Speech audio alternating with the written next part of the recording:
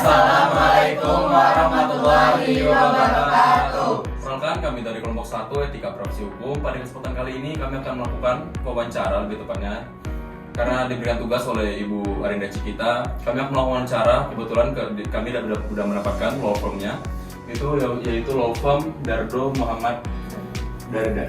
Jadi kita akan melakukan wawancara kepada bapak tersebut. Kita akan mewawancarai lebih tepatnya seperti apa saja organisasinya, baru bagaimana sistemnya, kalau ada melakukan misalnya kayak di dalam suatu organisasi dalam pengacara itu bagaimana, kalau jika ada pelanggaran kode etiknya bagaimana. Jadi kita akan tanya semuanya, kita akan analisis bagaimana organisasi tersebut. Oke, lanjutnya kita videonya.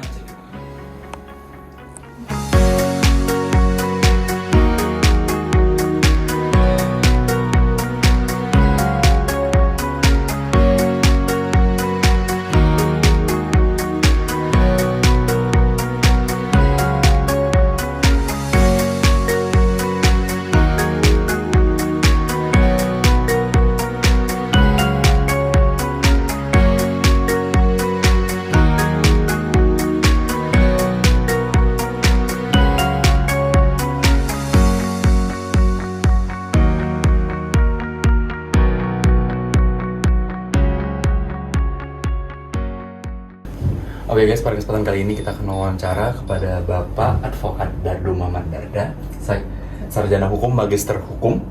Oke, sebelum perkenalan diri saya Rama Pak dari Universitas Internasional Batam. Dardo. Saya yakin Pak. Dardo. Dardo. Juga Pak. Selfie Pak. Ida Pak. Ya, sebelumnya itu kami datang ke sini itu mungkin akan ada tugas kuliah dari mata kuliah Etika Profesi Hukum. Kami diminta untuk mewawancarai pengacara yang masuk dan menjadi pengurus dalam suatu organisasi di advokat sendiri Pak. Jadi mungkin kita langsung masuk aja ya Pak. Soalnya cuaca panas banget, jadi kita buru-buru aja.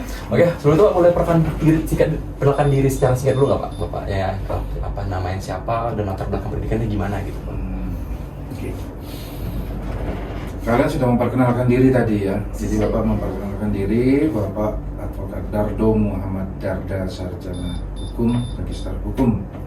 Jadi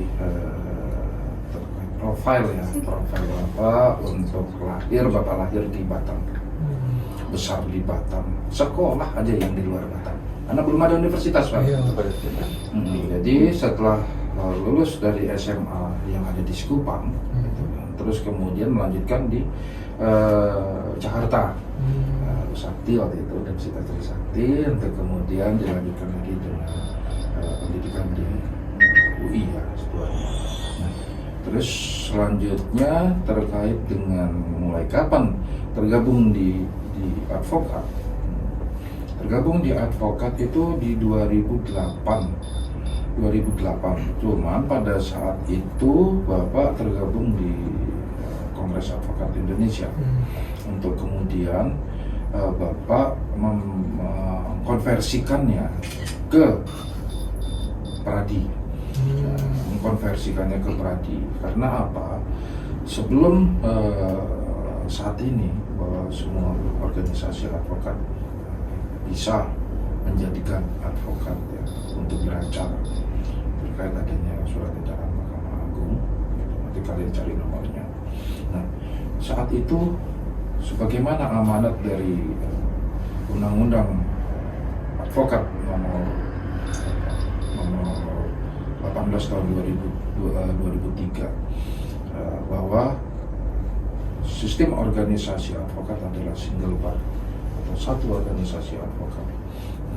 Pada saat itu tertunjuklah yang namanya Persatuan Advokat Indonesia atau PADI yang didirikan oleh 8 organisasi advokat ya, seperti AAI, Asosiasi Advokat Indonesia, IKADIN, Ikatan Advokat Indonesia, Serikat Pengacara Indonesia, terus ada AKPR, itu Himpunan Konsultan Hukum dan Pengacara Pasar Modal, ada pengacara syariah juga. Ada 8 organisasi advokat pada saat itu yang membentuk lahirnya Perhimpunan Advokat Indonesia atau PRADI.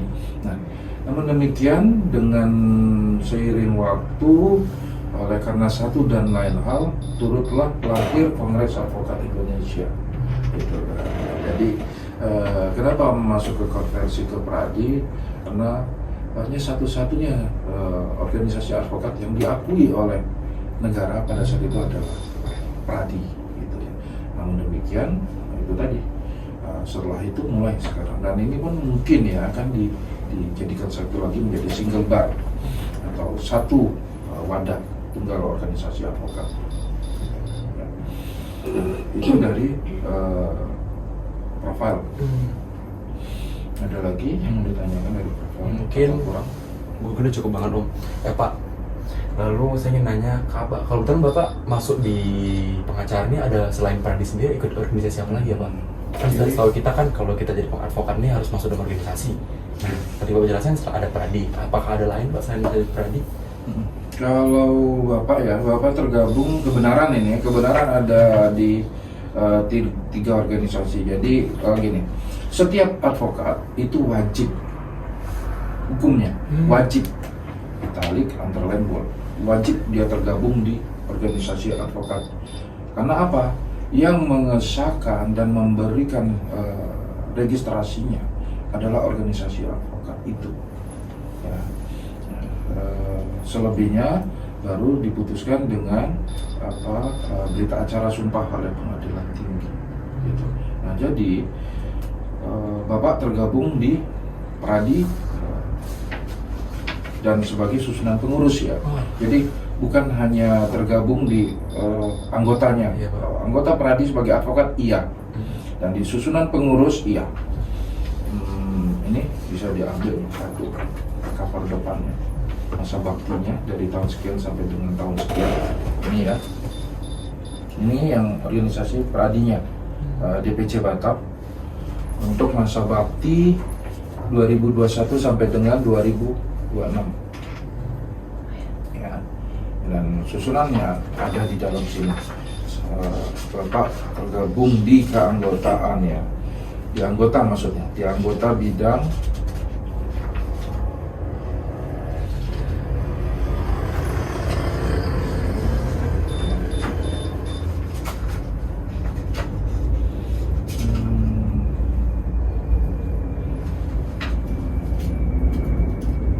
bidang pengabdian masyarakat. Kenapa? Bapak mau di anggota bidang pengabdian masyarakat. Satu dari itu, yang kedua bidang pengabdian masyarakat ini luas. Jadi kebenaran Bapak juga tergabung di beberapa organisasi politik dan organisasi sosial lainnya, contoh pramukaan dan lain-lain. Terus ada juga forum komunikasi Purna Bakti Hubla. Purna Bakti Hubla itu pensiunannya Pak Hukumnya Maut banget. Itu juga tergabung sebagai penasihat hukumnya. Ini organisasi-organisasi sosial lainnya. Selanjutnya, Bapak juga tergabung di AAI sebagai salah satu organisasi tertua yang ada di Indonesia setelah IKADIN dan Pradin ya. Jadi IKADIN ini, AAI ini, Asosiasi Advokat Indonesia ini untuk DPC Batam masa periode 2020 sampai dengan 2025. 2025-nya itu di bulan November nanti. Artinya nanti di sini akan ada pembaharuan susunan pengurus lagi. Bapak di bidang sosial dan pengabdian masyarakat anggota ya, AAI, Asosiasi Advokat Indonesia. Ya. Jadi Bapak tergabung di AAI dan selanjutnya ada Kepri Lawyer Club. Kepri Lawyer Club ini adalah wadah organisasi advokat untuk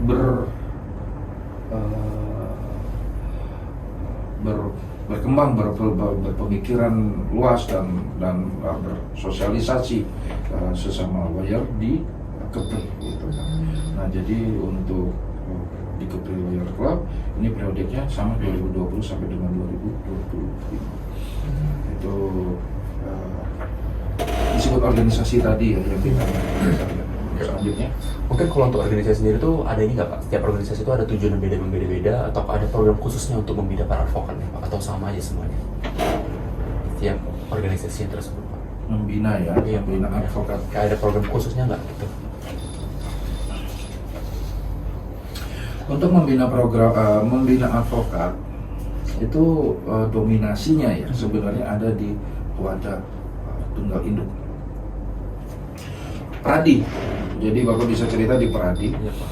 Jadi pengembangan Pradi untuk pelatihan, pendidikan dan pengembangan itu ada itu di keorganisasian.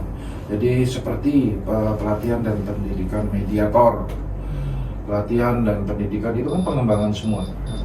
Mediator, kurator, likuidator, nah itu. Jadi likuidator itu adalah untuk pengurus penutupan pembubaran perusahaan. Kurator pengurus kepailitan perusahaan, untuk kepailitan suatu badan hukum. Mediator memediasikan pertikaian atau persengketaan atau perselisihan. Nah itu salah satu program-program yang dilakukan oleh organisasi-organisasi. Tadi kalau pertanyaan kalian, apakah dari masing-masing itu berbeda-beda? Iya, ada yang berbeda-beda. Seperti kayak Kepri Lawyer Club itu bidang pengembangannya mereka aktif di bidang seminar, pemahaman dan kemudian seperti salah satu kemarin yang terbaru adalah ada satu undang-undang yang luas sekali itu, lupa namanya. Nah itu jadi pada saat itu kita belah, kita kupas undang-undang itu. Kayak undang-undang tenaga kerja, terus kemudian undang-undang apa itu yang menjadikan satu namanya itu undang-undang cipta kerja. Undang-undang cipta kerja itu mengadopsi berapa keputusan menteri, terus kemudian berapa peraturan pemerintah, berapa undang-undang, hampir kurang lebih sekitar 50 undang-undang, peraturan menterinya dijadikan satu payung hukum menjadi undang-undang cipta kerja. Jadi pada saat itu kita dari Kepri Lawyer Club memberikan masukan kepada pemerintah pusat melalui badan hukumnya ya di DPR bahwa baiknya adalah apa, terkait pasal apa gitu. Waktu itu kita dari Kepri Lawyer Club memberikan advice seperti itu kepada pemerintah terkait undang-undang cipta kerja tadi. Nah itu kalau ditanya tentang pengembangannya ya. Selebihnya, pengembangan juga tidak menjadi syarat mutlak dalam satu organisasi untuk harus mengadakan. Tapi menurut saran Bapak, harus ada di dalam individu masing-masing personalnya jika dia mau berkembang. Gitu. Karena bukan hanya dari situ, bukan hanya dari organisasi. Contoh, pengacara pengadaan. Apa itu pengacara pengadaan? Kebenaran, Bapak juga ngikutin organisasi pengacara pengadaan. Oh, pengacara pengadaan adalah pengacara yang berfungsi dan bertugas melakukan analisa-analisa hukum terkait proyek-proyek pemerintah yang bekerja sama dengan pihak-pihak swasta atau dengan bahasa lain tender. Nah itu kan wajib tuh. Kalau tender itu tidak dikoreksi atau tidak diperiksa, besar kemungkinan terjadi penyelewengan hukum, dan itu tipis dengan unsur korupsi, kolusi dan nepotisme. Jadi harus setiap tender dan proyek pemerintah itu harus ada monitoring atau pengawasan dari lawyer procurement atau lawyer pengacara pengadaan itu tadi untuk pengadaan jasa pemerintah. Lanjut pertanyaanmu. Oke, berarti bisa dibilang setiap organisasi itu ada beda-beda gitu ya. Berarti untuk Pradi itu lebih kayak pengajarannya gitu ya Pak. Jadi kayak ada mediator tadi, ada likuidator, kurator. Nah kan kalau di sisi lain, kalau yang KLC apa tadi ya, Kepri Lawyer Club, itu lebih ke penyuluhan kalau ada saran-saran gitu kan Pak. Ya mungkin itu saja dari saya. Mungkin ada lagi yang mau ditanyakan?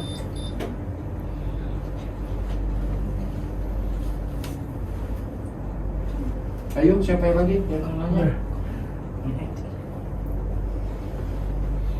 Bagus sih tadi pertanyaannya kamu ya. Ya, depannya seperti apa terkait organisasi ya, terkait advokat ya. Iya. Kalau organisasi profesi ada juga seperti hakim, jaksa, polisi, notaris. Oke Pak, saya mau nanya tambahin dikit. Kira-kira setiap organisasi itu jumlah anggotanya kira-kira berapa Pak? Yang paling banyak sama Kalau kira-kira gitu? untuk Pradi ya DPC Pradi Batam sekitar 400-an lebih, hampir 500-an. Kalau AAI karena sebenarnya dia tergabung ya. AAI itu kurang lebih hampir sama, sekitar 400-an, 500-an, hampir 400-an lebih.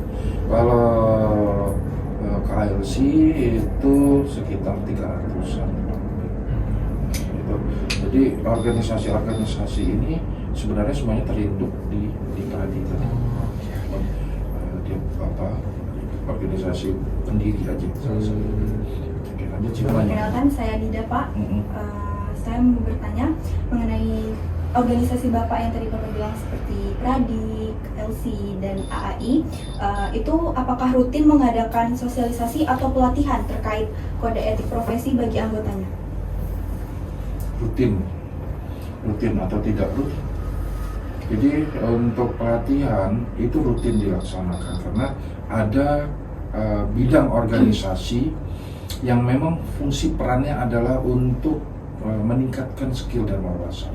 Jadi pertanyaan tadi rutin terkait pelaksanaan pengembangan wawasannya. Terus kemudian tadi yang kedua ada pertanyaan kode etiknya. Iya, terkait dengan kode etiknya pelatihannya. Terkait dengan kode etik. Kode etik ini atau kode etik advokat Indonesia ya, itu wajib 8 organisasi advokat. Itu kode etiknya cuma 1. Kalian tahu? Jadi nggak masing-masing punya kode etik, tidak. Jadi kode etik advokat Indonesia itu dibentuk 1, tapi untuk semua. Jadi dia tidak berdiri masing-masing punya kode etik. Tanggal 23 Mei 2022 kode etik advokat Indonesia itu disahkan. Mau dia Asosiasi Advokat Indonesia, mau dia IKADIN, mau dia Himpunan Pengacara Syariah, mau dia Himpunan Pengacara Pasar Modal, itu semua kode etik advokatnya jadi sah. Nah, terkait pertanyaannya tadi tentang kode etik, apakah ada apa? Terkait kode etik profesi untuk mengadakan sosialisasi bagi anggotanya, Pak. Kode etik itu sosialisasinya sebenarnya dari awal tuh kita sudah dari organisasi advokat pada saat melaksanakan pendidikan sudah mendoktrin penuh bahwa officium nobile, profesi yang mulia dan terhormat ini harus dijaga. Jadi kaitannya dengan kode etik itu dari awal lahir mereka advokat itu sudah harus diingatkan dan diingatkan terus. Untuk kemudian selanjutnya organisasi terus aja mengingatkan dan mengarahkan rekan-rekannya untuk berprofesi yang mulia, berprofesi yang terhormat, berprofesi yang baik, beretika dan attitude yang baik gitu kan. Nah itu. Jadi kalau tadi pertanyaan apakah ada, dimulai dari pertama kali advokat itu terdidik dan tergabung itu sudah dilakukan pembinaan kode etik. Lanjut. Lalu sejauh ini untuk pengawasan kode etik itu sudah cukup efektif atau masih ada tantangan yang harus dihadapi, Pak? Kode etik advokat itu diawasi oleh siapa gitu ya? Dan penasihat pelaksana, pembina itu juga sebagai pelaksana dari kode etik Dewan Kehormatan. Dewan Kehormatan adalah pelaksana dari kode etik advokat. Jadi kaitannya dengan pelaksanaan kode etik itu dilakukan oleh Dewan Kehormatan yang disebut dengan pengadu dan teradu. Jadi bukan terdakwa dan tersangka, pengadu dan teradu. Kalau ke organisasi, siapa saja yang bisa mengadu kepada Dewan Kehormatan? Ya semua pihak, termasuk klien atau salah satu DPC atau dari advokat itu sendiri terhadap advokat yang lain. Untuk kemudian dilakukan pemrosesan kesesuaian apakah melanggar kode etik advokat yang sudah dilakukan oleh advokat teradu tersebut. Nah, untuk pengawasannya ada namanya lembaga bantuan hukum. Di dalam susunan pengurus ini ada tersendiri. Jadi fungsi rekan-rekan yang tergabung di lembaga bantuan hukum itu adalah untuk membantu kawan-kawan yang terkadang profesi advokat ini kan tipis dengan dipersalahkan dengan pihak-pihak lain. Padahal ingat, profesi advokat adalah profesi yang profesional. Dia berbeda dari perkara tersebut. Cuman terkadang dari pihak lawan menganggap bahwa advokat itu bagian dari perkara itu. Contoh, Pak, sama siapa namamu? Rama. Rama sebagai klien, Bapak sebagai advokat. Terus kamu yang kita gugat misalnya. Siapa namamu? Hakim. Terus kemudian Hakim menganggap Bapak sebagai advokat atau kuasa hukum dari Rahma, bahwa Bapak bagian dari Rahma. Benar, tapi secara profesional tidak demikian. Bapak adalah pihak yang diminta untuk membantu terlaksananya proses hukum yang benar dan baik sesuai dengan aturan yang berlaku. Memang terkadang orang beranggapan demikian. Nah, kondisi seperti inilah yang terkadang kita riskan menghadapi suatu permasalahan karena menganggap kita bagian dari perkara itu. Nah, fungsi kawan-kawan dari LBH, Lembaga Bantuan Hukum Pradi, itulah yang berfungsi untuk mengawal dan kemudian juga menjaga kita, gitu kan. Supaya apa? Supaya kita tidak bisa dilibatkan dalam perkara itu. Ingat, profesi advokat ini berawal dari surat kuasa. Surat kuasa adalah pemberian kuasa kepada, pemberian mandat ya. Siapa tadi? Rama memberikan mandat kepada Bapak untuk mewakilinya atau mendampinginya. Gitu kan. Jadi mewakili dalam hal perdata, mendampingi dalam hal pidana. Gitu. Jadi itu berbeda. Jadi kalau tadi dipertanyakan seperti yang disampaikan, LBH fungsinya adalah itu untuk menjaga advokat-advokat ini dicederai. Oke, lanjut. Oke, dari saya mungkin cukup sekian. Atau rekan saya ada yang mau menambahkan? Izin Pak, perkenalkan nama saya Ade Dwi. Ingin bertanya, dalam kasus pelanggaran kode etik ini, apakah organisasi ini lebih banyak menerima laporan dari klien atau justru dari sesama advokat? Sesama advokat atau dari klien ya, pengaduan itu. Pengaduan itu bisa dari siapa saja, tergantung permasalahannya apa dan apakah sudah melanggar kode etik. Si advokat ini sudah melanggar kode etik atau etika-etikanya, norma-norma etikanya. Nah, siapakah yang lebih banyak? Kalau dibilang yang lebih banyak, kita sesama advokat ini kan rekan ya, partner. Jadi contoh, Bapak suatu saat jika Bapak menganggap perlu berpartner sama Hotman Paris, kenapa tidak? Bapak bisa berpartner sama Hotman Paris. Nah, terkait ternyata rekan-rekan kita terbawa ke hati menangani suatu perkara, terobsesi dengan kliennya, sehingga ya memang wajib hukumnya setiap pengacara itu membela sesuai ilmu dan skillnya berdasarkan hal hukum yang terjadi gitu kan. Nah, membela yang seperti apa dan etikanya terhadap rekan sekerja juga ada. Jadi kalau ditanya mana yang lebih banyak antara diri si advokatnya atau pihak lain atau kliennya, sebenarnya lebih banyak dari pihak lainnya. Karena advokat untuk melapor advokat itu ya mereka dididik dan dilatih sama, dan kita sebagai partner rekan kita bisa saling berbicara dengan baik. Jadi lebih dominan sih menurut Bapak ya, kemungkinan lebih banyak dari pihak luar.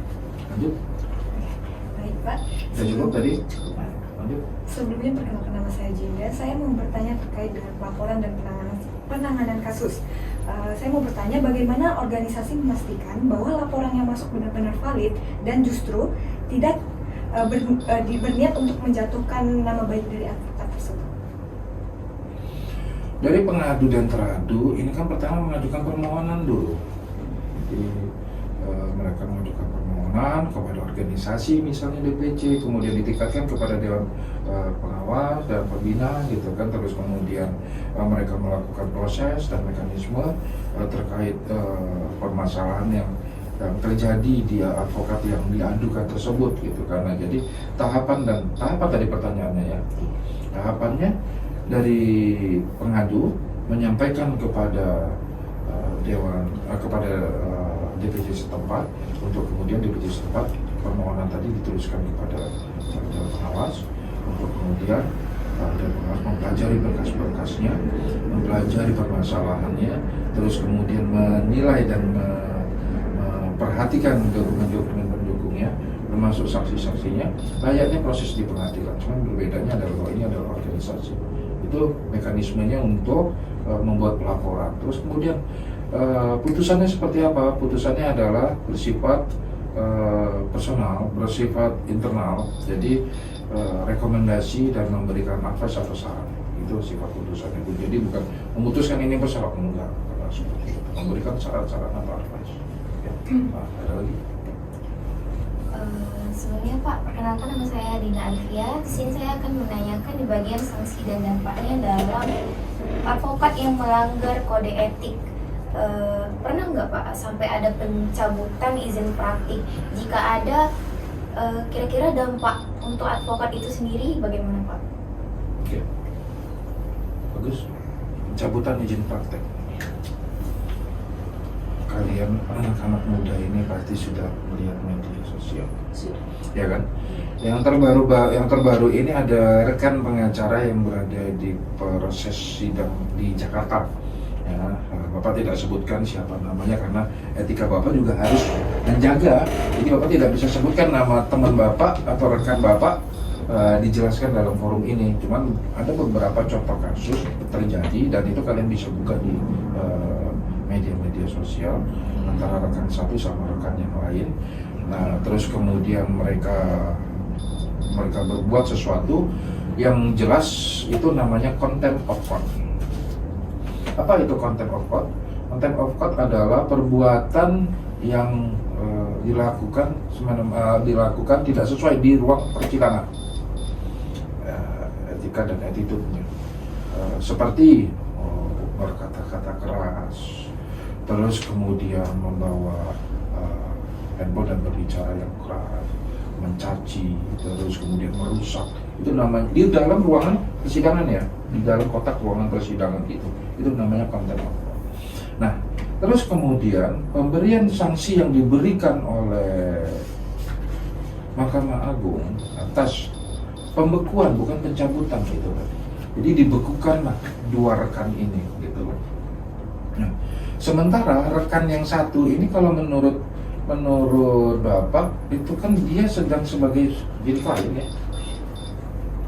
Menjadi klien kok bisa dibekukan gitu kan, izinnya harusnya kan cuma satu aja sebagai kuasa hukumnya, karena yang satu sedang tidak menjalankan posisi sebagai advokat, dia sebagai terdakwa, tersangka dalam proses pidananya gitu kan, sebagai terdakwa pada saat itu. Jadi kenapa kok bisa yang satunya dalam proses terdakwa ini turut serta dibekukan, bukan dicabut ya. Jadi pertanyaan ada dua, antara dibekukan dan dicabut. Nah, ini Bapak cerita yang dibekukan dulu. Nah, jadi menurut Bapak ada ketidaksesuaian terhadap hal itu. Kenapa kok yang terdakwa itu dibekukan? Nah, terus kemudian masalah pencabutan. Apakah ada yang dicabut? Ada, jika memang benar-benar sudah tidak dapat ditolerir lagi. Contoh, setelah dibina melalui Dewan Pengawas, melalui kode etik, sanksi-sanksi etik, namun tidak bisa juga, tetap juga melakukan, dan yang dilakukan adalah pelanggaran sanksi pidananya. Nah, jadi pencabutan bisa saja dilakukan kepada advokat dimaksud.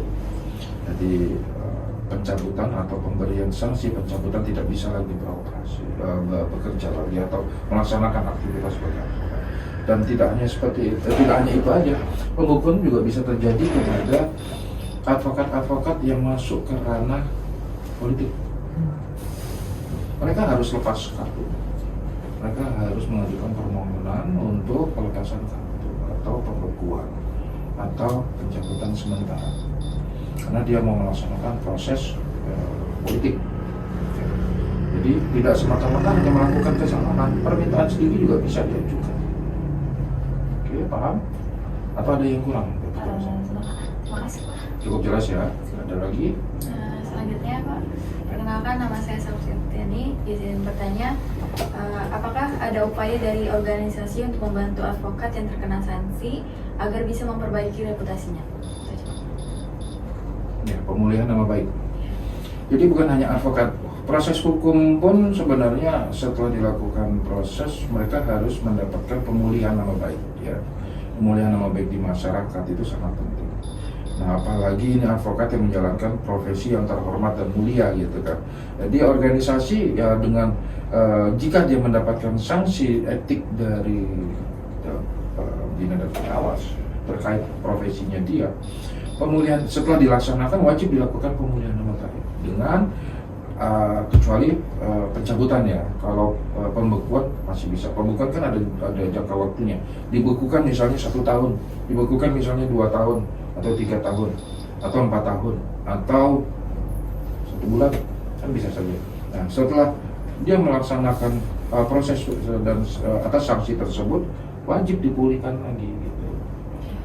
Jadi ada mekanisme yang dilakukan oleh organisasi untuk pemulihan nama baik para advokat. Ada lagi pertanyaannya? Saya Pak. Perkenalkan Pak, nama saya Hakim. Saya ingin bertanya, itu terkait untuk langkah yang paling penting agar profesi advokat bisa terus dijaga kehormatannya di mata masyarakat itu bagaimana Pak? Saya jelaskan. Langkah. Iya Pak. Yang pertama adalah diri advokat itu sendiri. Ya. Pahami dirinya itu adalah advokat atau pengacara. Jika si dirinya tadi advokat tadi sudah memahami, dia akan berbalik lagi kepada kode etiknya tadi. Oh, aku sebagai advokat sudah dilatih dan diberikan kode etik, aku akan melaksanakan sesuai dengan kode etik. Jadi pemahaman diri dulu, kalau Bapak bilang ya, bagaimana hal itu bisa menjadi baik. Selanjutnya adalah paksakan di dalam dirinya untuk terus berkembang wawasan dan ilmunya. Gitu. Penyesuaian terhadap waktu, penyesuaian terhadap perkembangan-perkembangan, penyesuaian terhadap aturan-aturan yang berlaku. Jadi dia akan terus berkembang. Dia tidak boleh stuck. Dia tidak boleh diam. Dia tidak boleh kemudian hanya menerima apa adanya atau bahasa lainnya ya sudahlah gitu. Itu nggak boleh seperti itu. Yang namanya advokat harus cerdas, cermat, terus kemudian pintar, smart, dan beriman. Gitu. Jadi advokat itu harus terus menjaga marwah dan martabatnya sebagai profesi yang terhormat dan mulia. Dalam jajaran hukum, profesi advokat ini sejajar dengan polisi, penegak-penegak hukum yang lain, dengan jaksa. Jadi kita ini di posisi yang sejajar dengan hakim, kita sejajar. Jadi untuk menyatakan diri kita sejajar, kita harus tahu etika kita. Jadi bagaimana cara kita beretika, berwawasan, dan beriman,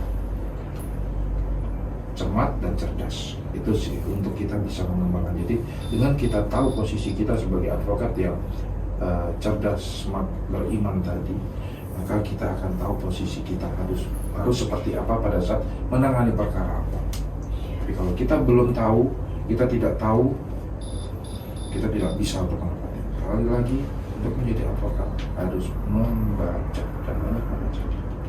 Jadi dia membaca, dia akan tahu semua. Okay. Mungkin kami sudah di penghujung wawancara dan ini adalah pertanyaan terakhir. Kami ingin bertanya terkait saran bagaimana kami sebagai mahasiswa ingin meniti karir sebagai advokat, Pak. Pertama adalah advokat ini bukan profesi main-main, ya. Bukan profesi untuk coba-coba. advokat ini profesi yang kembali Bapak dengungkan adalah profesi yang mulia. Cara kalian belajar, membaca, dan membaca. Sekecil apapun kertas itu baca. Jangan pernah tidak dibaca. Dan ini bukan buku hukum. Buku itu banyak, jadi nggak perlu buku-buku aja yang dibaca. Semua buku itu dibaca. Masuk buku hukum, ya dominasinya memang buku hukum. Tapi saran dari Bapak adalah sebagai mahasiswa yang ingin menjadi atau berprofesi sebagai advokat, pastikan bahwa satu, kalian sudah pintar, kalian sudah cerdas, dan kalian memang benar-benar ingin menjadi advokat. Bukan sebagai tempat untuk aku sebelum jadi PNS aku masuk advokat dulu. Itu bukan. Advokat tidak seperti itu. Advokat bukan organisasi sampah. Advokat adalah organisasi yang profesional, yang mulia, yang terhormat. Jadi untuk kalian mahasiswa hukum, belajar, membaca, dan terus ikuti perkembangan aturan-aturan yang ada, dicontohkan dalam diri kalian. Bukan kalian, saya anak hukum berarti saya bisa melanggar hukum. Enggak, justru kalian harus takut. Contoh, Bapak kasih contoh. Dokter itu takut loh sama kanker. Dokter itu takut loh sama virus, ya kan? Jadi kalian harus takut sama hukum. Dan jangan pernah takut selagi itu benar. Ungkapkan yang namanya benar itu adalah benar. Benar nggak bisa dimain-mainkan. Benar nggak bisa disuap. Benar tidak bisa disogok. Ya, yang benar adalah benar. Ungkapkan bahwa itu adalah benar. Dengan dalil-dalil dan fakta yang kuat dan sesuai. Fakta-fakta hukum, fakta-fakta sikap dan lain-lainnya. Jadi untuk kalian sebagai mahasiswa hukum yang ingin berprofesi sebagai advokat, latihlah diri kalian untuk terus membaca, tambahkan ilmu kalian terus. Jangan kasih kendor. Advokat harus pintar. Bukan kalian yang sudah IPK-nya rendah, kemudian karena kita belum dapat kerjaan, kemudian kita ke pendidikan advokat. Enggak seperti itu. Advokat bukan tempat sampah. Sekali lagi, kita. Jadi kalian harus smart dan kalian harus pintar serta beriman. Itu dari Bapak. Ada pertanyaan lagi, tambahan? Tampaknya kami sudah selesai, Pak. Sebelumnya terima kasih kepada Bapak Advokat. Sebelumnya terima kasih kepada Bapak Advokat Dardo Muhammad Dardi telah memberikan kami kesempatan untuk melakukan wawancara pada hari ini, Pak. Sama-sama. Ada lagi? Mungkin itu saja Pak, mungkin kita sampai di penghujung acara juga. Jadi tugasnya mungkin udah. Jadi kami sangat berterima kasih karena Bapak sudah bersedia kami wawancarai mengenai tadi organisasinya apa saja, kalau ada pengelolaan notiknya bagaimana, kalau ada kasus misalnya seorang pengacara melakukan pelanggaran atau akan dibekukan atau sampai dicabut. Lalu tadi Bapak sudah terima kasih juga sudah memberikan kami saran bagi mahasiswa hukum yang ingin menjadi pengacara. Mungkin itu saja Pak wawancara kami pada siang hari ini. Nah, Bapak tambahan satu. Untuk universitas kalian. Ingat, universitas adalah sekolah. Ya, sekolah untuk kalian menempa ilmu. Dan orang tua kalian menitipkan di sekolah itu untuk bersekolah atau dididik. Tapi skill dan kemauan itu ada di diri kalian, bukan dari sekolah. Ya, jadi sekolah itu hanya untuk mengajarkan aja. Saat ini kalian ada di Universitas Internasional Batam. Jadi kalau belajarlah yang benar. Tapi ingat, skill kalian ada di dalam diri kalian masing-masing, bukan dari universitas itu. Jadi universitas itu hanya wadah untuk kita sekolah. Skill kalian, ilmu kalian harus ditambahkan di luar dari ilmu yang diterima dari sekolah tadi, karena itu pasti kurang. Itu sih saran Bapak, itu aja tambahannya. Oke, terima kasih Pak atas sarannya. Sama-sama. Mungkin kami itu wawancara, terima kasih banyak Pak. Saya sama-sama. Terima kasih. Terima kasih Pak. Terima kasih. Terima kasih. Bisa Pak.